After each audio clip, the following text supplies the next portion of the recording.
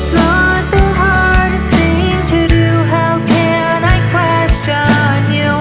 Throw my life into the fray. Let go and live my life your way. Make these changes, make me strong. Lean to His grace to guide you on.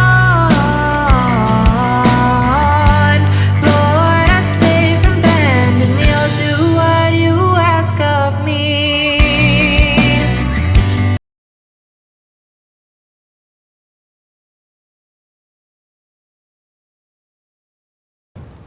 지난 주일 저희들은 어느덧 교회 창립 35주년의 흐름을 기념하는 특별한 예배를 드렸습니다. 이 예배에 참여하신 목사님 가운데 한 분이 저에게 이런 말을 했습니다. 의미심장한 말인데 이렇게 말합니다. 목사님이 35년을 목회할 수 있었던 것은 아프지 않고 건강했기 때문입니다. 그 말을 듣고 보니 아주 중요한 말이라고 저는 생각합니다. 만약에 제가 건강이 안 좋았으면 35년을 견디지 못했을 겁니다. 제 아는 지인 목사님들 보면은 그냥 성인병, 저희들 나이 되면 성인병이 다 있잖아요. 그냥 한 움큼씩 약을 먹는 분도 있고, 또 불행하게도 또 이렇게 알츠하이머에 걸려서 정신이 들락날락 하는 분도 계시고, 또 사모님도 그런 분들이 계시고, 이미 목회 30년 이상 보낸다는 게 쉽지는 않다, 그런 생각을 합니다. 그런데 저는 이렇게 아직도 너무 건강해서 그저 감사할 따름입니다. 그리고 묵묵히 제 목회를 뒤에서 협조하고, 또 참 알게 모르게 많은 희생을 한 우리 장혜숙 사모님께도 제가 늘 감사를 합니다. 또 우리 아들, 딸, 목사 아들, 딸이라는 무거운 짐을 쥐고서도 이렇게 잘 커줘서 감사하고, 또 여러 우리 모든 성도님들 저희 교회를 사랑하시고 저희 목회를 도와주신 그 모든 것에 감사할 따름입니다. 사람은 세상을 어떤 관점에서 보느냐에 따라서 행복할 수도 있고 불행할 수도 있습니다. 그래서 소위 말하는 삼관, 인생관, 세계관, 가치관, 세상을 어떻게 보느냐, 이 가치관에 따라서, 인생관에 따라서, 세계관에 따라서 인생의 행불행이 좌우되게 됩니다. 자, 여러분, 행복한 사람은 누구인가? 다름 아닌 자족하는 마음과 감사하는 마음을 가진 사람이 인생을 행복하게 사는 사람입니다. 어려서부터 항상 부족하다고 느끼고 성장하는 사람은 문제가 있습니다. 성인이 돼도 정말 좀 삐뚤어진 성격이라 할까, 원만하질 못합니다. 그런데 여러분, 이렇게 원만한 성품과 사회생활의 부적격자로 낙오되는 사람들의 특징은 뭐냐? 그들 마음속에 남다른 열등감이 있습니다. 이 열등감이 인생의 발목을 잡게 됩니다. 근데 이 열등감은 어디서 나오느냐? 항상 부족하다, 그리고 감사하는 마음이 없는 데서 비롯되는 겁니다.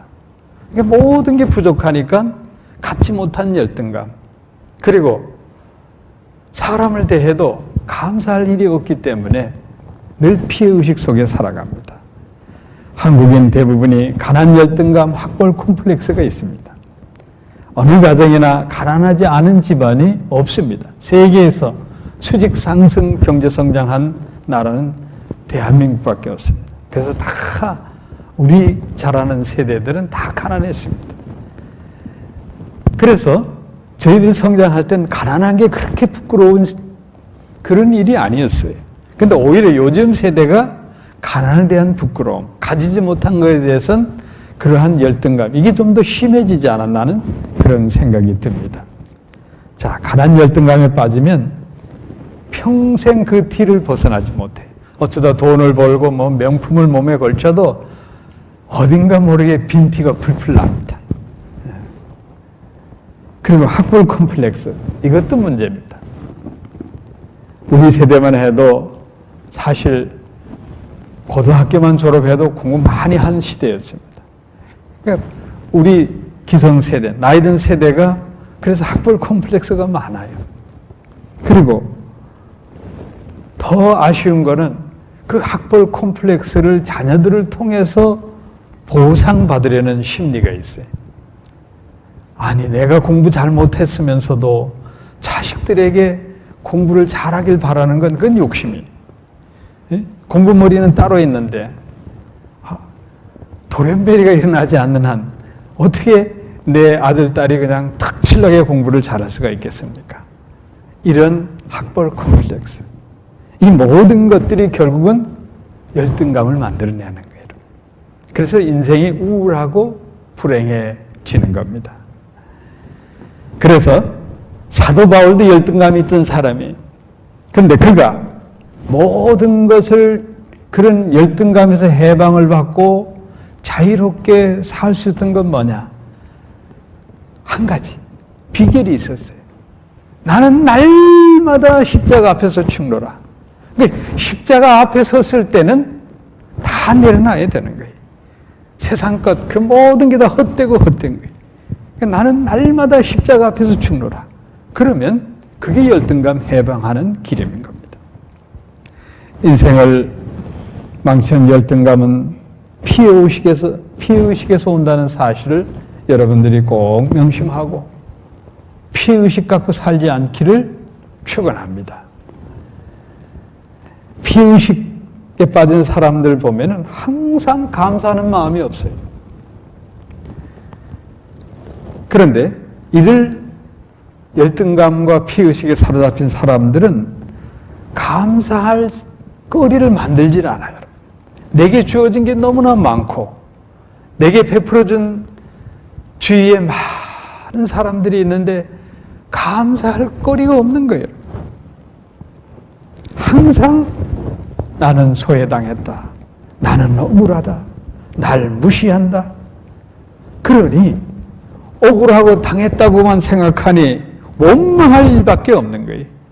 그 원망과 불평을 늘어놓으니 주위에 누가 좋아하겠습니까? 그래서 고독해지고 더 인생을 힘들게 살아갑니다. 예수 믿는 사람, 이 열등감, 피해의식에서 벗어나야 됩니다. 안 벗어나면 아직도 십자가 앞에서 자기의 에고를 내려놓지 않은 거예요. 자, 여러분, 우리는 누굽니까? 하나님의 자녀, 여러분. 하나님의 자녀. 이 자존감을 가져야 되는 거예요. 우리 하나님은 나를 온 우주 만물과 나를 바꿀 수 없다고 말씀하시는 거예요. 이게 얼마나 중요한지 모릅니다. 여러분 생각해 보세요. 이 세상에 존귀한 것들이 얼마나 많습니까? 그런데 하나님은 나를 하나님의 아들, 딸로 삼으시고 이 세상 어떤 것과도 비교할 수 없는 그러한 존귀한 존재로 바라보고 계신다는 겁니다. 이 자존감을 가져야 되는 거예요. 이게 그리스도인의 가치관이 되어야 되는 겁니다. 시편 2편 7절에서 시편 기자는 이렇게 고백합니다. 여호와께서 내게 이르시되 너는 내 아들이라. 오늘날 내가 너를 낳았도다. 할렐루야.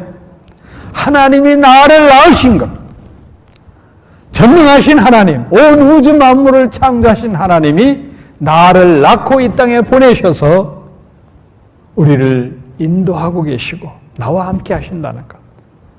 이게 믿음인 겁니다. 이 믿음이 있는데 왜 열등감에 빠져야 되겠습니까? 전능하신 하나님이 내 아버지가 되시는데 우리는 부족할 게 없어요, 여러분.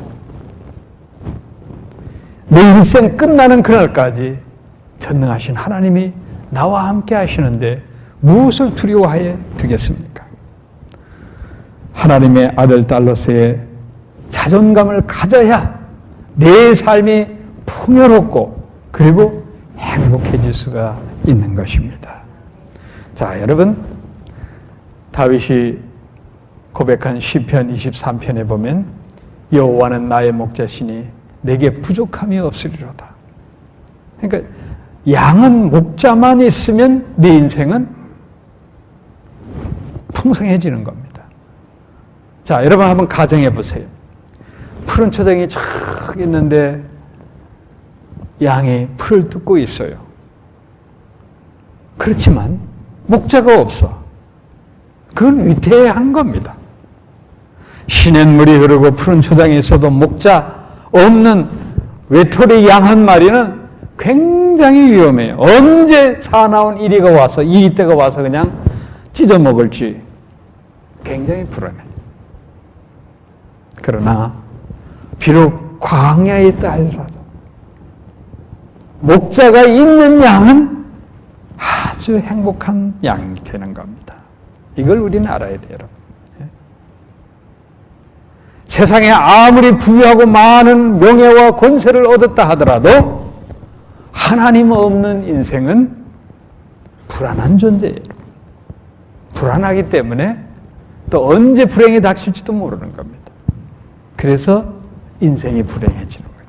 그러나 내가 지금 아무것도 없는 것 같아도 나의 목자 되신 하나님이 나와 함께 하시면 부족함이 없는 겁니다. 그 사람이 행복한 사람이에요. 우리는 이 진리의 말씀을 수없이 설교 말씀을 통해서 들었음에도 불구하고 목자 한 분으로 만족을 못하는 거예요. 목자 대신 하나님 한 분, 예수님 한 분으로 만족하지 못하고 늘 없다, 부족하다, 두렵다, 걱정된다, 세상 염려로 살아가는 어리석은 그러한 믿음 생활을 할 때가 많이 있는 겁니다. 여기서 우리는 깨우쳐야 되는 거예요. 예수님 한 분만 있으면 내 인생에는 부족함이 없다. 이 확실한 믿음을 갖고 살아야 되는 거예요. 그래야 우리가 세상에 어떤 난관과 역경이 파도처럼 밀려온다라도 담대하게 극복하고 나아갈 수가 있는 겁니다. 나는 지질이 복도 없다. 내가 죄를 짓고 나쁜 짓을 해서 하나님이 날 버린 게 아닌가. 이런 모든 것 다 불신앙의 태도예요. 우리가 자식을 키우면 알잖아요. 못나도 내 자식이고 잘나도 내 자식이에요. 네. 어딘가 부족하고 어딘가 어려운 공경에 처한 아들, 딸을 보면은 부모 입장에서는 더 괴로운 거예요, 여러분. 건강하고 똑똑하고 그저 부모 도움 없이도 잘 커가는 자식들보다 여러분 어디 몸이라도 아프고 어딘가 좀 다른 아이들보다 좀 열등하게 보이고 그런 자식을 바라보는 부모 마음은 더 안타깝고 더 해주지 못해서 그야말로 몸부림치는 부모의 마음, 그건 자식을 길러본 부모는 다 압니다. 하나님도 마찬가지십니다. 내가 좀 부족하고 내가 어려움이 있고 내가 공경에 있고 무능할수록 우리 하나님은 그런 부모가 자녀를 바라보듯이 그렇게 우리 하나님도 우리를 향해서 애틋한 사랑으로 우리를 안위하시려고 하는 겁니다. 그러니 여러분 얼마나 감사합니까? 그래서 감사 기도를 드려야 되는 거예요. 본문 골로새 3장 15절에서 사도 바울은 우리에게 말합니다. 너희는 감사하는 자가 되라. 또 계속 이어서 골로새 3장 16절 17절에서 마음의 감사함으로 하나님을 찬양하고 또 무엇을 하든지 말이나 일이나 다 주 예수의 이름으로 하고 그를 힘입어서 하나님 아버지께 감사하라. 결국은 우리 인생, 하나님을 믿는 사람들, 하나님의 자녀들은 시작도 감사로 하고 또 감사하면서 일하고 감사의 기도로 결론을 맺는 거예요. 오늘 본문 말씀은 에베소 교인들에게 준 말씀과 동일하게 그리스도인의 덕행에 대한 말씀이 딱 간추려진 말씀이에요. 그리스도인들은 이렇게 살라는 이 그리스도인의 덕행, 아름다운 삶의 모습, 영어로는 버추라고 그러죠. 이 덕행에 요약된 말씀이에요. 그리스도인의 덕행의 결론의 말씀이 뭐냐? 감사인 겁니다. 감사. 하나님 내게 주신 것에 감사하는 것. 그리고 우리가 살면서 감사함으로 일하고 감사함으로 사람에게 예우를 갖춰주는 것. 이게 그리스도인의 덕행이 되는 겁니다. 그리스도인은 감사가 몸에 배야 되는 겁니다. 감사가 철철 넘쳐 흐름을 주위 사람들에게 보여줘야 되는 겁니다. 그게 복받는 길입니다. 감사함으로 받으면 버릴 것이 하나도 없습니다. 이른 아침에 눈을 뜨고 하루를 시작하는 사람들은 크게 저는 두 부류로 나눈다고 저는 생각합니다. 나에게 일할 직장과 사업체를 주셨으니 감사합니다 하고 뻘떡 일어나는 거예요. 피곤한 몸이지만 감사합니다 하고 뻘떡 일어나서 하루를 시작하는 사람은, 그 사람은 정말 인생을 행복하고 멋지게 사는 사람이에요. 그런데 눈을 뜨고 나서 먹고 살자니 할 수 없이 일어나야지 라고 억지로 일어나서 그렇게 천근만근 무거운 몸으로 하루를 시작하는 사람은 삶의 의욕도 없고 사람을 만나도 즐겁지도 않고, 그러니 인생이 어떻게 되느냐? 계속 우울해지는 거예요, 여러분. 결국은 어떻게? 불행해지는 겁니다. 자, 여러분, 감사할 일이 얼마나 많습니까? 여러분, 일이 힘들어도 내게 일이 있다는 게, 실업자가 아니라는 게 얼마나 감사합니까? 이 세상에는 여러분, 먹을 게 없어서 굶어서 영양실조로 죽는 사람이 70억 인구 가운데 8%, 한 5억 명이 제대로 먹지 못해서 영양실조로 죽어가고 있어요. 우리 호주에 사는 우리 얼마나 감사합니까?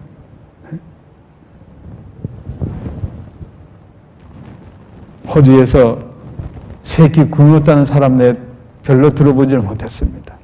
우리는 뭐 세끼에다가 그냥 수시로 간식을 먹어가지고 저부터도 배가 나올까 걱정인 거죠. 네?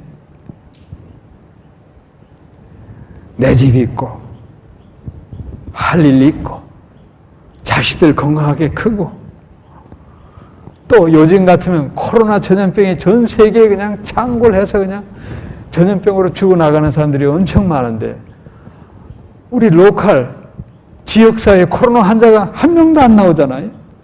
얼마나 감사합니까? 화장지 파동에 겪지 않는 이 편안함 얼마나 감사합니까? 호주지는 왜 화장지가 그렇게 부족한지. 참 안타깝죠? 자, 여러분, 사람은 내가 풍요롭다 생각하면 한없이 풍요로워지는 겁니다. 내가 부족하다 생각하면 한없이 부족한 겁니다. 우울증에 걸리는 여러 가지 원인이 있지만 그 원인은 삶 자체에서 만족감이 없는 불만족에서 오는 게 대부분이라고 정신과 의사들이 말하고 있습니다. 내 자신에게 즐거움이 없어요. 왜? 모든 게 부족하니까.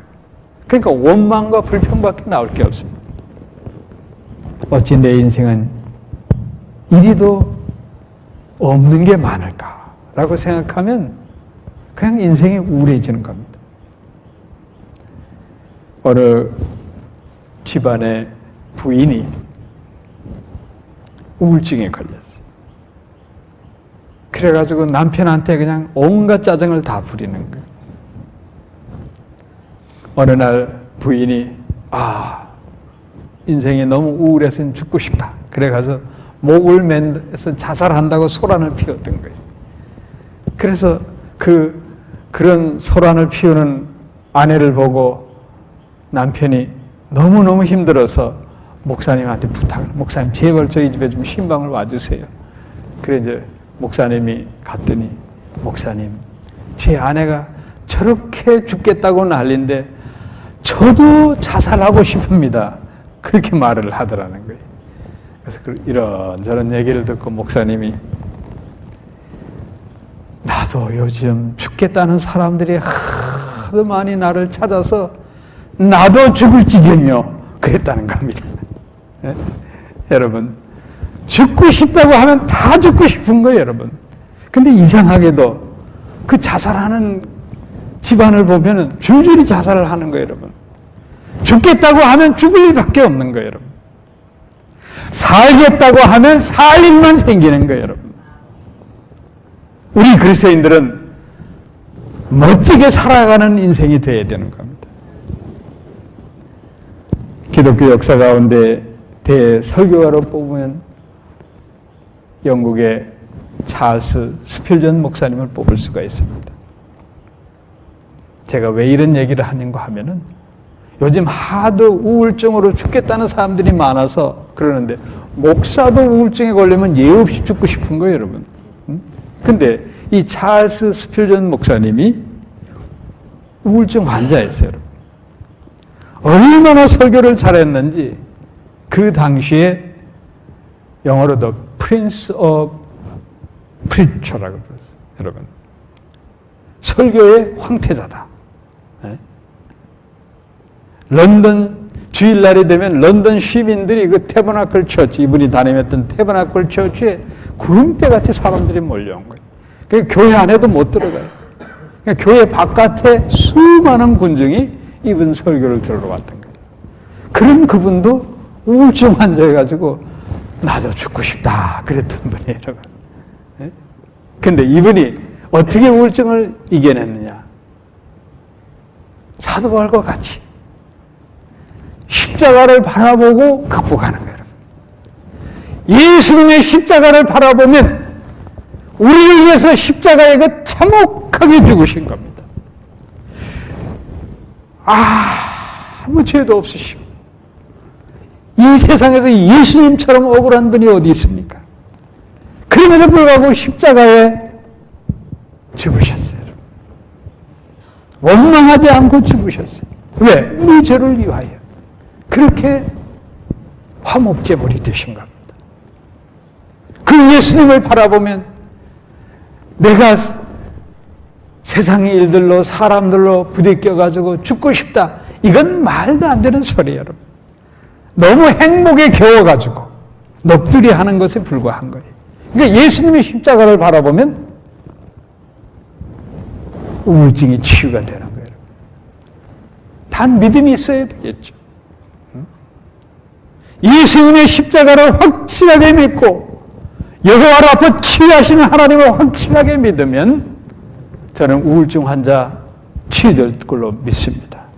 성령님께서 치유해 주시기 때문에 세상에 줄 수 없는 참된 평안과 위로를 주시고, 이 세상 주님처럼 십자가에 순교당해도 기쁨으로 스데반 지사처럼 돌에 맞아 피가 철철 흐르며 하늘나라를 바라보며 죽음도 극복할 수 있는, 죽음의 두려움도 극복할 수 있는 그런 믿음을 가질 수 있기 때문인 겁니다.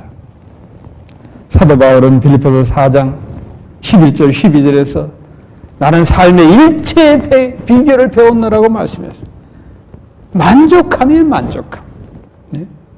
내가 저 밑바닥 생활을 해본 적도 있고 남들이 선망하고 학식으로나 모든 인격적으로 신앙적으로 저 높은 존귀한 그러한 자리에 있어도 봤고, 자, 그런 모든 것 예수를 알고 나니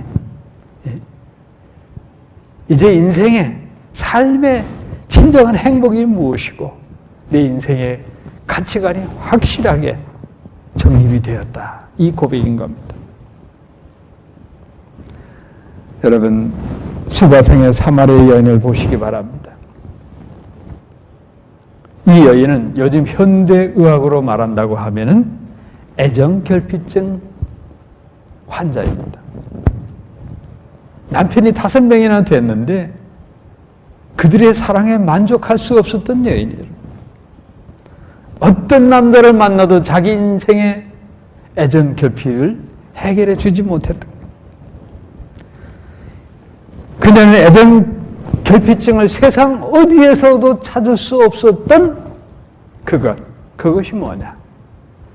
영혼의 갈증이었어요. 영혼의 갈급함. 이게 늘 마음속에 있었던 겁니다. 그러다가 수가성에 오신 예수님을 우물터에서 만나게 되는 거죠. 그때 이 여인은 평소 이 영혼의 갈급함 때문에 예수님께 다른 질문하지 않고 예배에 관한 질문을 하게 되는 겁니다. 자기 갈급한 영혼을 성전에 가서 예배드리고 싶은데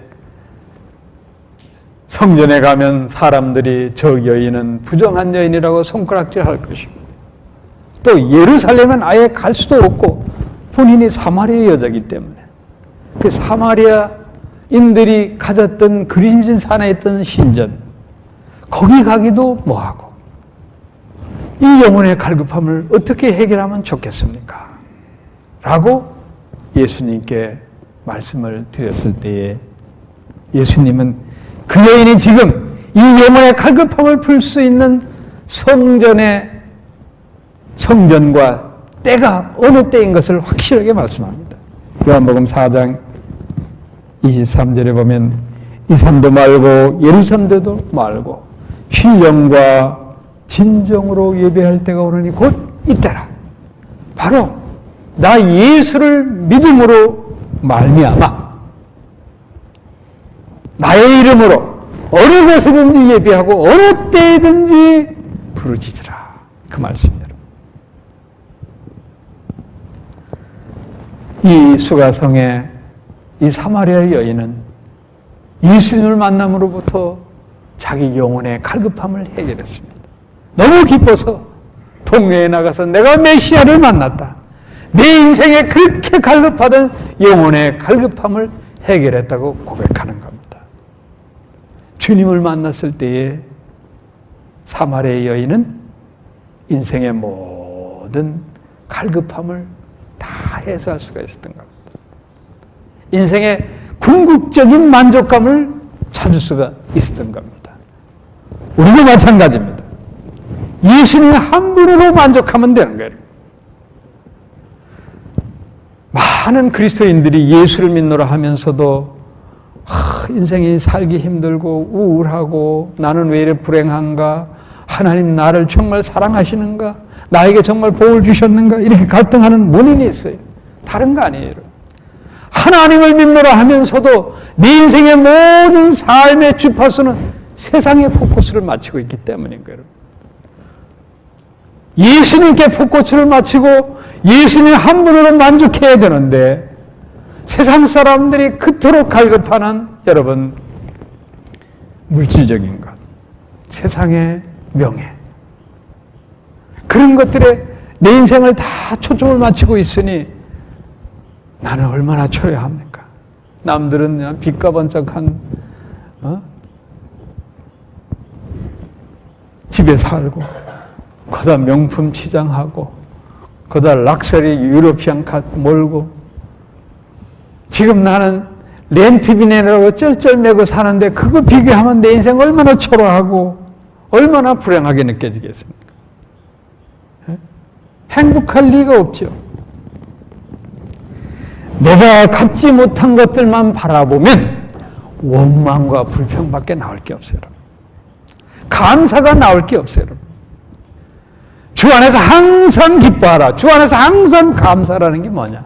예수 안에 있으면 여러분 예수님 한 분으로 만족하기 때문에 감사할 수 있고 내 삶이 기쁨으로 충만할 수가 있는 겁니다. 그게 예수 믿는 사람이에요, 여러분. 예수 믿노라 하면서도 마음은 세상의 주파수가 잔뜩 맞춰져 있으면 언제나 부족하고 불행한 것밖에 없는 거예요. 감사하는 마음으로 세상을 보면 이 세상은 너무 아름답습니다. 내게 주어진 것을 감사함으로 받으면 모든 게 소중하고 귀하게만 느껴지는 겁니다. 나와 함께하는 사람을 고맙게 생각하면 그 사람이 그토록 사랑스럽고 내 인생의 은인이 되는 겁니다. 그런데 사람들은 불행하게도 자기의 주어진 것에 감사하지 못하고 내게 한없이 베풀어진 사람을 한 가지 섭섭함 때문에 원망밖에 못합니다. 그래서 그런 사람은 인생을 불행하게 사는 겁니다. 불만을 느끼는 순간부터 내 인생은 불행의 시작이다 라는 사실을 여러분 늘 경각하고 경각해야 됩니다. 나는 가진 게 많다. 남들보다 내게 하나님 축복해 주신 것이 너무 많구나. 이렇게 생각하고 감사 기도 드릴 때 내 삶이 윤택해지는 겁니다. 그래야 우리가 꿈꾸는 행복의 나라를 향해 그리고 천국을 향해 나아가는 겁니다. 이것이 바로 감사의 일상화입니다. 감사함으로 받으면 버릴 게 하나도 없고 소소한 것도 얼마나 감격스러운지 몰라요. 나만 그런가요? 저는 예수 믿고 신학교를 거쳐서 이렇게 긴 세월 목회하면서 늘 내 마음속에 나를 잡아주는 것 늘 감사합니다. 감사합니다. 마음속으로 그거를 내면서 살아가는 거예요, 여러분. 그게 내 모든 것을 인내하고 참고 견딜 수 있는 게 뭐냐? 바로 감사함을 잃지 않는 것. 그거 하나인 거예요. 난 뭐 부족하다. 나는 이렇게 대접을 받아야 될 사람이다. 그래서 나는 이만한 가치가 있다. 이렇게 생각하면은 그 순간부터 나는 초라해지고 괴로운 거예요, 여러분. 그러나 내게 주어진 것이 감사하다 라고 생각하면 그때부터 세상이 아름답게 보이기 시작하는 겁니다. 기독교 방송에 자주 출연해서 설교하는 목사님 간증입니다. 어느 날 이분이 앞에 시야가 흐릿해가지고 그래 안과에 가서 검진을 했어요. 그런데 양 눈에 염증이 너무 와가지고 왼쪽 눈은 이미 실명해버린 거예요. 그래서 의사 선생님이 수술을 마치게 되었어요. 자, 여러분, 사람이 우리 신체 어느 하나 중요하지 않은 것이 없죠. 그렇지만 예수님도 눈은 눈의 등불이라고 그랬잖아요. 모든 지체 중에 정말 눈이 얼마나 소중합니까? 여러분, 한쪽 눈을 잃게 된다고 하면 얼마나 괴롭겠습니까? 그래서 이분이 충격을 받고 괴로웠는데 의사 선생님이 이제 수술이 다 끝나고 이제 모든 게 회복된 후에 이렇게 말합니다. 목사님, 염증은 두 눈에 다 왔습니다. 대체로 많은 환자들이 두 눈을 다 실명합니다. 그런데 목사님은 오른쪽 눈은 염증 치료가 성공적이어서 시력을 잃지 않았습니다. 정말 다행입니다. 이 말을 듣는 순간 이 목사님이 큰 충격을 받은 거예요. 그렇구나. 이 한 눈을 하나님 남겨주셔서 내 사랑하는 가족, 교우들을 보게 하고 이 넓은 세상에 볼 거 많은 것 다 보게 해주시니 얼마나 감사합니까? 이렇게 신앙 고백을 하는 걸 제가 들었습니다. 사도 바울은 데살로니가 5장 18절, 사도 바울이 맨 먼저 쓴 서신이 데살로니가 전서예요. 데살로니가전서 5장 18절에서 범사에 감사라고 했잖아요. 데살로니가 전서를 마무리하면서 범사에 감사, 이는 하나님의 뜻이라고 그랬어요. 오늘 본문에서도 또 에베소 5장 4절에서도 사도 바울은 돌이켜 감사하는 말을 하라고 말씀합니다. 바로 감사의 일상화. 몸에 배어야 되는 거예요. 그래서 늘 감사하는 마음, 그 감사하는 마음을 또 말로 표현해야 되는 거예요. 여러분 한번 사람들을 보세요. 특히 한국 사람들, 저와 같은 민족에 대해서 비판하는 건 좀 송구하지만 우리는 너무나 원망과 불평이 많은 민족이에요. 여러분. 한이 많아서 대한민국, 그 한자가 한설인 한자는 아니지만 한이 너무 많아. 그러다 보니 원망과 불평이 너무 많아요. 여러분. 우리 기독교 문화로 바뀐 대한민국 아니겠어요? 기독교 문화의 국가들 보면 항상 땡큐,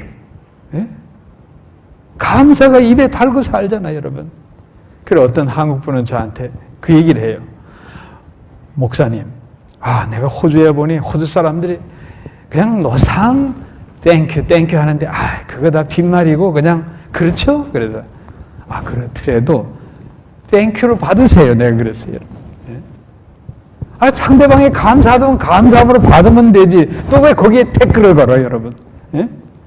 내 인생에 태클을 걸지만 뭐 그런 노래도 있더구만. 감사하면 감사함으로 받지. 그 땡큐 왜 태클을 걸어야 되겠습니까? 사랑하는 성도 여러분, 사람은 이 감사의 훈련이 되지 못하면 사람이 인색해지는 겁니다. 감사가 생활화돼야 돼요, 여러분. 그렇지 않으면 사람이 인색해져요, 여러분. 내가 아무리 가진 게 있고 그래도 베풀지도 못하고 인색해지다 보니까 사람들로부터 그냥 그야말로 손가락질 당하기 아주 십상입니다. 인색하면 오던 복도 날아갑니다. 따라하시기 바랍니다. 인색하면 오던 복도 날아간다. 감사하면 축복이 블랙처럼 내게로 빨아들여진다. 그냥 축복이 블랙홀이 돼서 내가 블랙홀로 그냥 받아들이는 거예요. 내가 축복의 블랙홀이 돼버리는 거예요. 우리말 속담에 인생에는 3번 기회가 있다고 합니다. 근데 여러분, 예수 믿는 사람은 3번 기회가 주어지는 게 아니에요. 수시로 기회를 주시는 거예요. 전능하신 하나님이 우리에게 수시로 축복의 기회를 주시는 거예요. 문제는 뭐냐? 그 축복을 주셨는데 감사함으로 받으면 되는데 그 감사함으로 받지 못하니까 복이 날아가는 거예요. 하나님은 우리에게 감사할 기회를 수시로 주시는 거예요.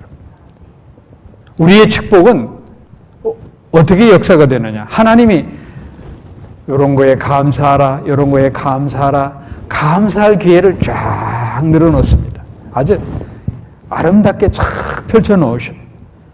그걸 받으면서 주님 감사합니다. 사람들에게도 감사합니다. 감사합니다. 이러면 감사가 그냥 막 즐비해요, 여러분. 그런 내가 복을 받을 수밖에 없는 거예요. 근데 많은 사람들이 예수 믿는다 하면서도 그 감사함의 기회를 저버리는 거예요, 여러분. 여러분 분명히 알아야 돼요, 여러분. 감사할 기회가 주어졌을 때 감사해야 되는 거예요. 성경 역사를 보세요. 나는 대표적으로 불행한 인생으로 끝난 사람이 저는 사울 왕이라고 생각해요. 하나님께서 그에게 축복의 기회를 주셨어요. 이스라엘을 왕으로 만들어 주셨어요. 그랬는데 전쟁에 나아가 이제 이스라엘 병사들이 전쟁터에 나가면 먼저 감사의 재단을 쌓고 나가야 되는 거예요. 여러분. 자, 저쪽 블레셋 군대는 자꾸 늘어나는 거예요. 초조한 마음에 이거 어쩌나. 사무엘 선지자가 와야 이게 감사의 재단을 쌓을 텐데 자꾸 늦어지는 거예요. 그러니까 그냥 형식적으로 감사함 없이 그냥 자기가 제사장이 된 것처럼 그렇게 재단을 쌓고 사무엘 선지자가 나중에 얼마나 호통을 쳤습니까? 그러니까 결국은 사무엘을 버리고 하나님은 베들레헴의 목동 다윗을 이스라엘의 임금으로 세우잖아요. 그의 아들 다윗의 아들 다윗은 뭐냐? 평생 소원이 성전 짓고 감사의 제단을 쌓는 게 그의 인생의 궁극적인 목적이었어요. 그 수건을 너무 피를 많이 흘리니 성전 지으면 안 된다. 그 아들 솔로몬이 봤잖아요. 솔로몬이 거대한 감사제 1000번제를 드렸을 때에 하나님은 그에게 이스라엘 왕뿐만 아니라 인류 역사의 전무후무한 영화의 축복까지 보너스를 주시게 되는 거예요. 2000년 전, 3000년 전 그런 이야기가 아니에요. 이 감사의 역사는 오늘 21세기를 살아가는 우리에게도 동일하게 역사되는 거예요. 하나님이 감사의 기회를 줬을 때 감사해야 되는 거예요. 하나님이 축복의 기회를 주셨을 때 그 축복을 감사함으로 받아야 되는 거예요. 그 감사함을 하나님께 드리는 게 뭐냐? 바로 예배예요, 여러분. 감사함으로 예배 잘 드리면 복을 받게 돼 있는 거예요. 이 세상에 가장 쓸모없는 인간은 감사할 줄 모르는 인간이다. 저 유명한 시성이라고 불리는 괴테가 말한 말입니다. 감사할 줄 모르고 사는 사람은 인생을 헛되게 산 사람이에요. 일제강점기 때에 감리교, 오늘날 감리교 신학대학인데 감리교 신학교를 수학하고 일본에 가서 유학한 아주 뛰어난 여성 지도자가 있었습니다. 그분이 김옥나 장로님이신데 이분은 한국 걸스카우트를 창시하고 그 구한말 시대를 거쳐서 일제강점기를 거쳐가지고 오늘 대한민국에 이르기까지 여성운동가의 아주 대표적인 분이에요. 감리교에서 가장 오래된 정동교회에서 장로 위택을 받은 그런 분이신데 이분이 평생 그렇게 한국 여성운동을 많이 하면서 또 나이 드셔가지고는 한국 사회 복지 일에 아주 남다른 여러 가지 활동을 많이 하셔서 국민훈장 동백장을 받으셨는데 그래 제가 그 다큐멘터리 그분에 대한 다큐멘터리를 보면서 많은 감명을 받았습니다. 그분이 이렇게 일을 할 수 있게 된 것은 로버트 베이든 파울이라는 분이 이 걸스카우트를 창시한 분인데 이분의 신조가 자기 인생의 좌우명이었다고 합니다. 다른 게 아니고 내가 태어났을 때보다 죽을 때 너희 주위에 조금 더 아름다워지게 하라. 아주 문학적인 표현인데 내가 이 땅에 태어나서 떠나가게 되는데 그 떠나간 수밖에 없는 인생이지만 살아있는 동안에 주위 사람들과 많은 일들을 아름답게 그러니까 멋지게 만들고 가라. 그게 인생이다. 이 교훈을 갖고 일을 했다고 해요. 그분이 이 김옥나 장로님이 이런 말을 했어요. 제가 100년을 살았지만 내 인생의 절반은 전쟁이었습니다. 그렇죠. 일제강점기 6.25 동란 거치면서 거기서 내가 깨달은 것은 맡은 일을 열심히 하는 것이었습니다. 생명이 살아있는 한 뭔가 감사한 일을 해야 된다고 생각했었습니다. 그리고 해왔습니다. 여러분, 범사에 감사한 마음으로 뭔가 열심히 주위 사람들에게 또 많은 사람들에게 좋은 일을 하기 위해서 애쓰니까 이분이 103살인데도 아직도 생존해 계세요. 여러분. 사상가 칼 힐티가 그런 말을 했어요. 감사하는 사람은 젊어진다. 여러분 감사하시기 바랍니다. 그러면 보톡스 안 맞아도 되고 그리고 보약 필요 없어요. 여러분. 감사하십시오. 감사한 마음으로 뭐든지 하면 여러분 영혼 육에 강건함을 유지하고 많은 이들에게 기쁨을 더할 것입니다. 사랑하는 성도 여러분, 특별히 주님께서 내게 주신 감사의 기회를 놓치지 마시고 모든 것을 감사함으로 받고 감사함으로 베풀어야 되는 겁니다. 감사는 행복을 여는 열쇠입니다. 사랑하는 성도 여러분, 무엇이든지 누구에게든지 감사함으로 시작해서 감사함으로 일하고 감사 기도로 마치시기를 축원합니다.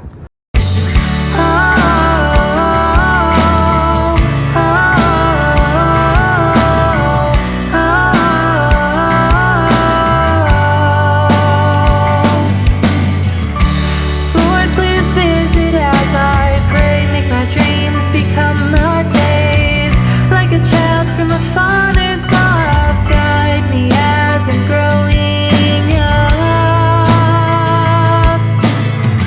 It's not the hardest thing I'll do. This will be over soon. Keep me close as I'm lost amongst the fray. Will these changes make me strong? Your grace makes all things possible. Life is bright.